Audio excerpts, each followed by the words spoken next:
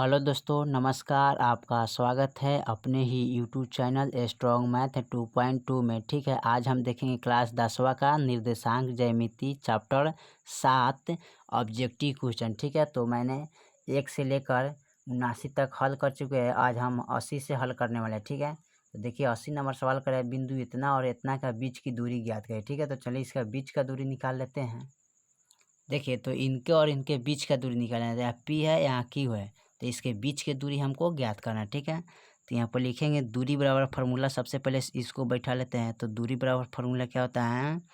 तो यहाँ पर दूरी बराबर फार्मूला होता है x2 minus x1 square plus y2 minus y1 square. ठीक है, इसी फार्मूला पर इसको हम बैठा कर लिख लेते हैं। तो ये हो गया हमारा x1 x2 y1 y2। तो x2 का मान कितना है? 5, तो 5 लिखेंगे माइनस x1 का मान कितना है?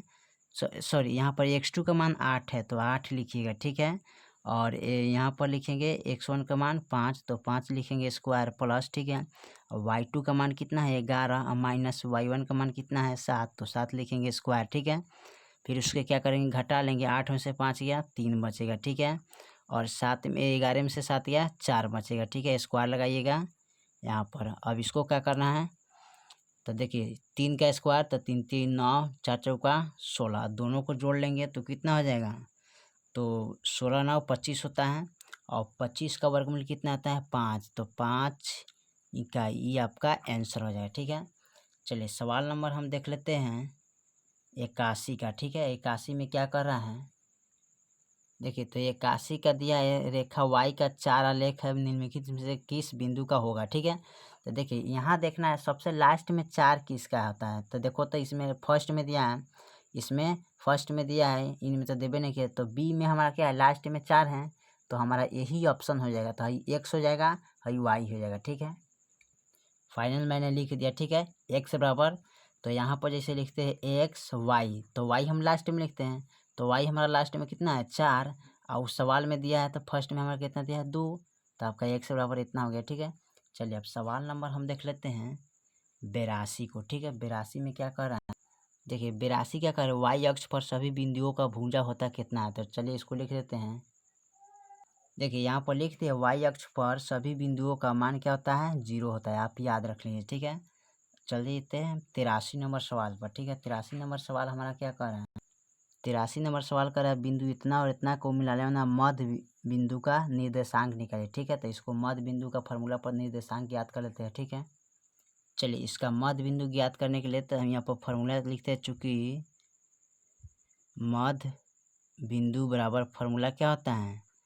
तो होता है x1 प्लस x2 बटा 2, y1 प्लस y2 बटा 2। ठीक है, इसी फार्मूला पर हमको बैठा के इसको हल करना है। ठीक है, तो यहाँ पर देखिए इसको मान लेते हैं x1, इसको मान लीजिए x2, इसको मान लीजिए y1, ये हो गया y2। ठीक है, y1 y2, तो x2 का मान कितना? x1 का मान कितना है? 0, तो 0 लिखते हैं। ठीक है, यहाँ पर फिर प्लस है तो प्लस, x2 का मान कितना है? तो x2 का मान हमारा दिया है यहाँ पर -12, तो -12 लिखेंगे बट्टा 2। y1 का मान कितना दिया है? तो y1 का मान यहाँ पर -8 है। ठीक है, प्लस y2 का मान कितना है? 0 बट्टा 2। और देखो माइनस प्लस माइनस तो 12 हो जाएगा बट्टा, यहाँ हो जाएगा -8 बट्टा 2। अब इसको कटाइएगा तो 2 छक 12 यानी माइनस में आ जाएगा। ठीक है, आई कटाइएगा तो कोमा 2 चौका 8 यानी कि 6 माइनस 4 आ जाएगा। ठीक है, यही आपका आंसर हो जाएगा। ठीक है, चलिए सवाल नंबर हम 84 को देख लेते हैं। 84 में क्या कह रहा है? देखिए सवाल नंबर 84 कह रहा है यदि त्रिभुज ABC के शीर्ष के निर्देशांक इतना और इतना दिया है तो इसका केंद्रीय का निर्देशांक इसमें फार्मूला कौन होगा? ठीक है, तो केंद्रीय निर्देशांक का फार्मूला आपका D होता है, आप लोग याद कर लीजिए। ठीक है, देखिए केंद्रीय निर्देशांक का सूत्र यहाँ पर हम लिख लेते हैं। दिया है हमारा क्या? तो सबसे पहले केंद्रीय निर्देशांक का फार्मूला यहाँ पर लिखते हैं। बहुत अच्छे तरीक़े से इसको समझना है। ठीक है, तो यहाँ पर आता है x1। ठीक है, तो लिखेंगे कहती x1, ठीक है, प्लस x2 प्लस x3 बट्टा 3। ठीक है, कोष्ट में घेर दीजिएगा। फिर y1 plus y2 plus y3 बट्टा 3 होता है। ठीक है, यही आपका हो गया केंद्रीय निर्देशांक का सूत्र। ठीक है, अब देखते हैं 85 नंबर सवाल को हल कर लेते हैं। ठीक है, 85 नंबर सवाल करें, यदि बिंदु इतना और इतना का संरेखीय सूत्र तो के का मान निकले। ठीक है, तो संरेखीय सूत्र मान रख के हमको के का मान निकलना है। ठीक है, तो चलिए रखते हैं इसको। देखिए, तो संरेखीय सूत्र रखना है हमको और के का मान यहाँ पर ज्ञात करना है। ठीक है, तो चलिए के का मान हम ज्ञात करते हैं।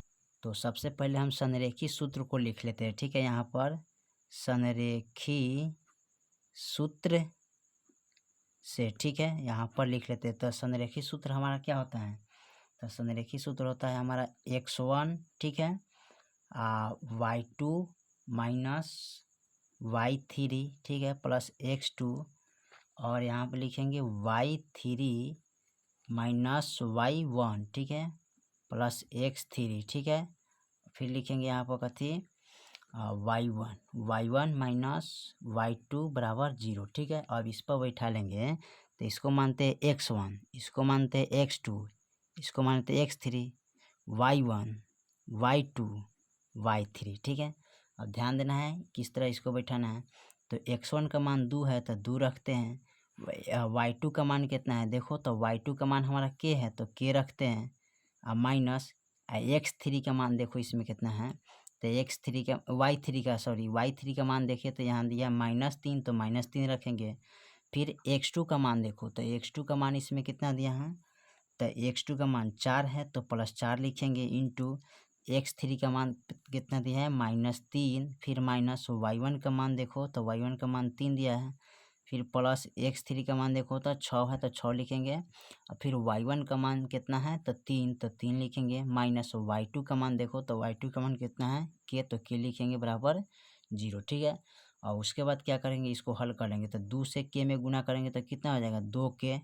ठीक है, minus plus minus minus plus, तो यहाँ पर कितना हो जाएगा 3 दूना 6। ठीक है, फिर उसके बाद यहाँ पर लिखेंगे माइनस, अब यहाँ माइनस प्लस माइनस देखो, यहाँ माइनस माइनस प्लस, तो 3 3 6 और 6 चौका 24, अब माइनस प्लस माइनस तो यहाँ लिखेंगे 24। ठीक है, फिर लिखेंगे यहाँ पर 24 और प्लस है तो प्लस, यहाँ पर देखिए तो यहाँ पर 3k हो गया ना, इस से इनमें गुना करें तो 6 3 18 और माइनस। ठीक है, और उसके बाद 6 से k में गुना करें तो कितना हो जाए 6k बराबर 0। ठीक है, अब चलिए उसके बाद हम फिर इसको हल कर लेते हैं, किस तरह हल करना है ध्यान दीजिएगा। तो उसके बाद इसमें क्या करना है, देखिए 2k यहाँ 6k, तो ये माइनस में है ये प्लस में है तो घट जाएगा, क्योंकि दोनों एक जाती है चर राशि में, तो यहाँ घटाइएगा तो कितना बने 4k माइनस 4k। ठीक है, और उसके बाद यहाँ देखिए 6 18 तो कितना होता है, तो 18 6 कितना आता है 24, तो यहाँ पर लिख लेते हैं प्लस 24 और माइनस यहाँ कितना लिखेंगे 24। ठीक है, अब यहाँ पर इसको क्या होगा -4k। ठीक है, और देखिए प्लस में है और माइनस में है, तो 24 में से 24 गया तो कितना बचेगा बराबर 0।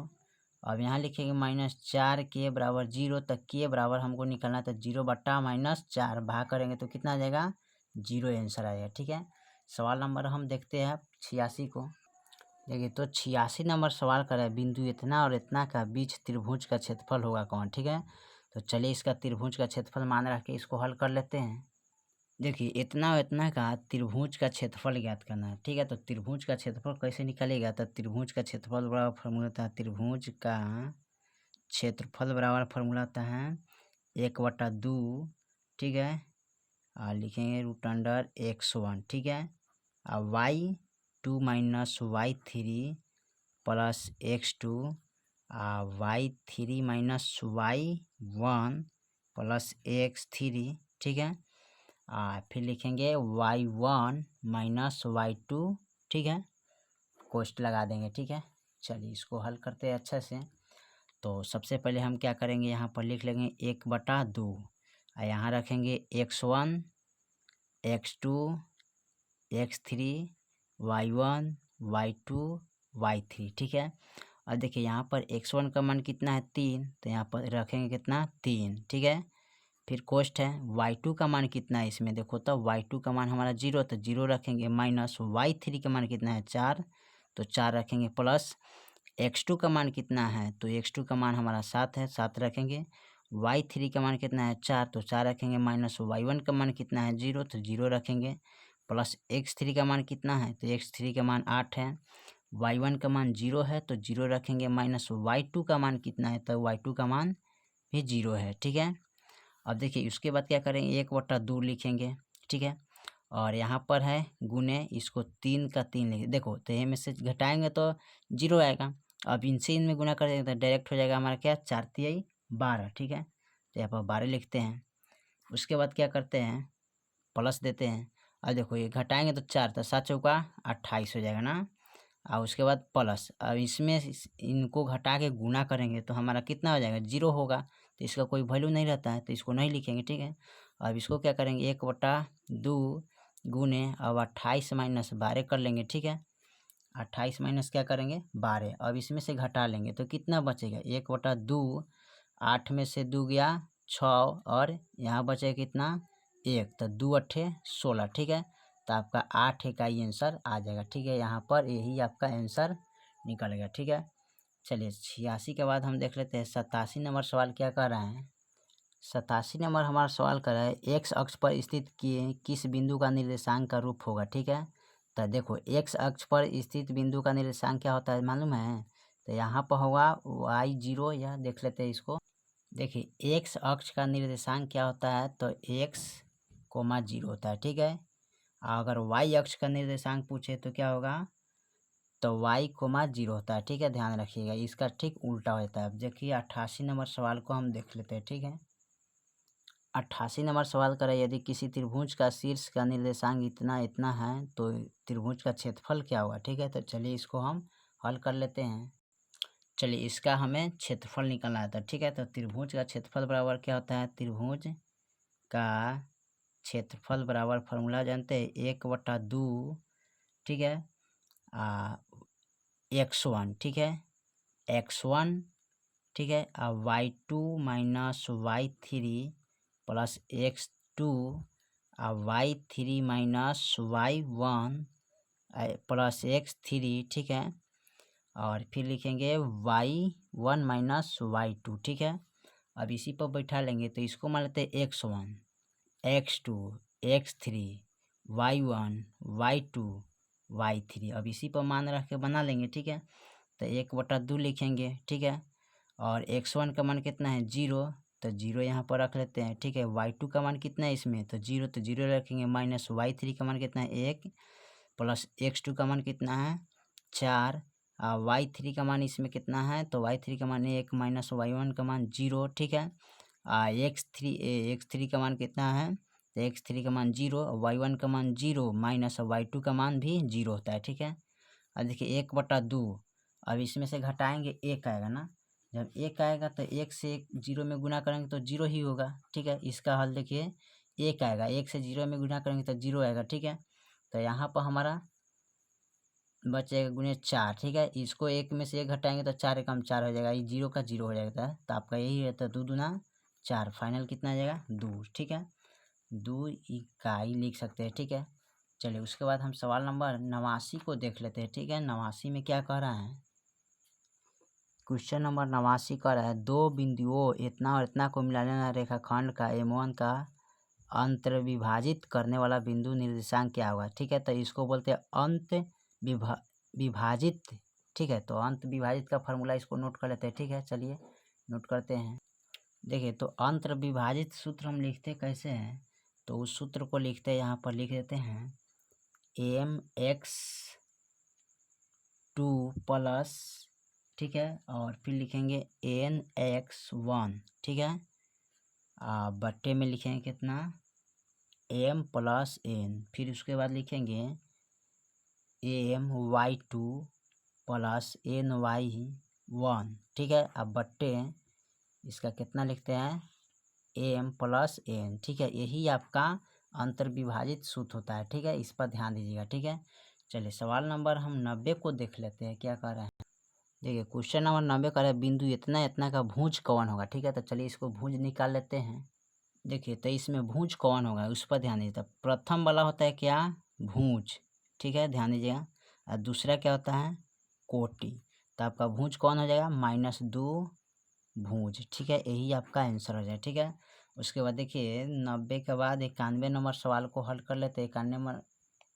तो 91 में करा है वाई अक्ष एक्स अक्ष से बिंदु इतना की दूरी क्या हुआ है, ठीक है। तो एक्स अक्ष की इतना का दूरी हमको ज्ञात करना है, ठीक है। तो देखते हैं, देखिए तो इतना और इतना का एक्स अक्ष का दूरी निकालना है। तो सबसे पहले आप इस तरह का टेबल बना दीजिएगा, ठीक है, और फिर इस तरह खींच दीजिएगा।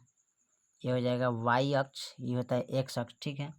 मान लेते हैं यहाँ पर कोई बिंदु है और फिर यहाँ पर कोई बिंदु है, तो यहाँ से लेकर इसको यहाँ पर काट रहा है, ठीक है। तो ये हो गया 3 और ये हो गया कितना 5, ठीक है। तो यहाँ पर लिख सकते हैं 3,5, ठीक है। यही आपका आंसर हो जाएगा, ठीक है। चलिए उसके बाद हम देख लेते हैं 92 नंबर, लास्ट सवाल हमारा कितना है 92 देख लेते हैं। तो लास्ट हमारा 92 में सवाल है किसी त्रिभुज का केंद्रक कितना है और उसका 2 शीर्ष इतना है, तो तीसरा शीर्ष इसमें निकालना है, ठीक है। तो चलिए इसको देख लेते हैं। देखिए तो केंद्रक का सूत्र से निकालना है। 92 नंबर जो सवाल है ना वो केंद्रक का सूत्र से निकलेगा। तो सबसे पहले इसका मान लिख देते हैं 3,0, ठीक है। उसके बाद ये 2,3, उसके बाद ये 1,-4, ठीक है। तो इसका हमें क्या करना है, हल करना है ना। तो हल करने से पहले सबसे पहले हमें इस बात पर ध्यान देना होगा, ठीक है। तो यहाँ पर 2 गो शीर्ष दिया है, कितने दिया है 2 शीर्ष दिया है, ठीक है। यानी 2,3 और 1,-4। यहाँ पर दिया है आपका कथी दूरी, ठीक, सॉरी यहाँ पर दूरी नहीं है, यहाँ कह रहा है केंद्रक। तक केंद्रक हमारा कितना दिया है, तो केंद्रक हमारा 3,0 दिया, ठीक है। ये केंद्रक है, ये त्रिभुज का शीर्ष है, तो तीसरा त्रिभुज का शीर्ष निकालना है, ठीक है। तो केंद्रक फार्मूला हमारा होता है x1 + x2 + x3 बट्टा क्या होता है 3 y1 + y2 + y3 बटा क्या होता है 3, ठीक है। इसी फार्मूला पर हमको हल करना है। तो केंद्रक का मान कितना दिया है 3,0, ठीक है। तो देखिए 3,0 है, तो 3 का मान हम क्या करेंगे x2 से और 0 का मान y2 से कर देंगे, ठीक है। यहाँ पर ध्यान दीजिएगा, ठीक है। अब इसके बाद क्या करते हैं, इसको लिख लेते हैं 3,0। अब इनको हल करते हैं। तो सबसे पहले मान लेते हैं इसको x1 x2 y1 y2, ठीक है। अब इसी मान को रखेंगे। तो x1 का मान कितना है 1, तो 1 रखेंगे, ठीक है, प्लस उसके बाद यहाँ पर देखिए x2 का मान कितना दिया है, तो सॉरी x यहाँ पर ध्यान दें x1 का मान हमारा कितना है 2, तो 2 रखेंगे, ठीक है। x2 का मान कितना है, तो x2 का मान 1 है, प्लस x3 का मान नहीं दिया है यहाँ पर, तो x3 का मान x3 ही लिख लेंगे बट्टा 3।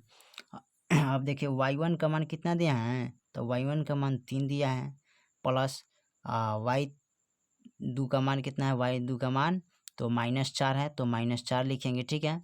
y3 का मान नहीं दिया तो y3 ही लिख लेंगे, ठीक है। तो यहाँ पर देखिए y2 का मान हमारा कितना है, यहाँ पर y1 का मान, तो y1 का मान 3 है ना, तो 3 लिखिए, ठीक है। y2 का मान 1 है, सॉरी यहाँ -4 है, ठीक है, तो 4 लिख लिए, ठीक है। अब करना क्या है, इसको देखिए यहाँ पर लिखेंगे 3,0, ठीक है। और यहाँ पर देखिए 2 1 3, तो लिखेंगे 3, ठीक है, अब प्लस x3 अब बट्टा 3, और देखिए माइनस प्लस माइनस, तो 4 में से 3 घटाएंगे तो कितना बचेगा 1 बचेगा, अब प्लस y3, तो यहाँ कितना हो जाएगा 3, ठीक है। अब उसके बाद यहाँ पर ध्यान दीजिएगा, तो यहाँ पर लिख लेंगे, तो इनको इनके साथ किए थे ना, तो इसमें हम गुना कर लेंगे, ठीक है। तो 3 3 हमारा क्या हो जाएगा 9, 3 + x3, ठीक है। उसके बाद इनका हो जाएगा 0 से, तो 0 से इसमें गुना करेंगे तो 1 + y3 बट्टा 3, तो 3 से इसमें गुना करेंगे तो क्या हो जाएगा, तो 0, ठीक है। इसमें जोड़ेंगे तो 0 हो जाएगा प्लस y3, ठीक है। अब यहाँ पर क्या करना है x3, ठीक है। तो इसको निकाल लेते हैं, x3 बराबर 9 - 3 करेंगे ना, 9 - 3 तो बराबर कितना आ जाएगा 6, तो x3 बराबर कितना हो गया 6 हमारा हो गया, ठीक है। इनका निकालेंगे तो y बराबर कितना हो जाएगा 0, ठीक है। तो यहाँ पर लिख सकते x y बराबर, तो यहाँ लिखिएगा 6,0, यही आपका आंसर हो जाएगा, ठीक है। तो देखिए 6,0 किस में दिया है, वो इस आंसर को देखना है।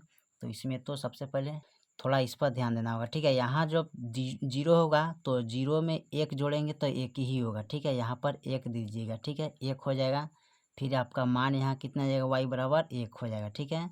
तो y बराबर यहाँ कितना लिखिएगा 1, तो 6,1 हो जाएगा, ठीक है। यहाँ पर तो 6,1 फाइनल आपका यही आंसर हो जाएगा, ठीक है। चलते हैं, फिर मिलेंगे पिछले वीडियो में, सॉरी अगले वीडियो में मिलेंगे। तब तक के लिए जय हिंद, जय भारत।